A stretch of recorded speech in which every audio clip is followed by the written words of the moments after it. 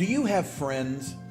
Well, I mean, all of us have friends, right? Or at least one friend. I mean, if you don't know if you have friends or not, go check your Facebook page. I'm sure you, like me, have hundreds of people who we call our friends, right? Is a friend just somebody that I have on a list? I know their name, but I really don't know much about them. Is that really what a friend is? You know, sometimes friends can be even more important than family. The book of Proverbs says that a friend sticks closer than a brother. All of us need friends. All of us need to be a friend to someone. Well, why do I want to talk about friends today? Well, it's because we're going to be back in the book of Colossians, chapter 4 on Sunday. After taking a little bit of a break here for Easter, we're going to come back and we're going to be finishing up the book of Colossians, pretty soon. And in the end of the book of Colossians, the Apostle Paul does what he does in almost every one of his epistles.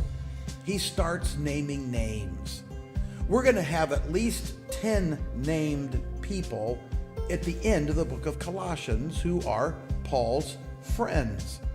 All throughout Paul's life, God brought people in and out of his life in order to encourage Paul and to be an encouragement to him.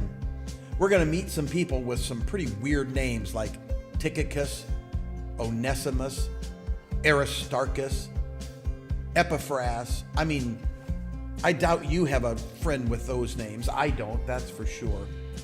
But what we're going to learn about is how those friends impacted Paul's life and how those friends helped Paul to expand the ministry. And we're going to find what those friends did on Paul's behalf and for Paul, and frankly, for some people that some of these folks never even met. And one of the most interesting friends we're going to meet is named Onesimus. He had been a former slave, ran away, got saved. Paul encouraged him and discipled him and sent him home. One of my favorite movies of all time is It's a Wonderful Life. I'm sure many of you have watched it. If you remember to the very end of that movie, there is a scene where George Bailey comes home and he now realizes how important life has been, and there's all these people coming and bringing money for him to help him out of his problem. And his brother comes in, and his brother made this statement: "My big brother George, the richest man in town." Why was he the richest man in town? I thought Mr. Potter was. Because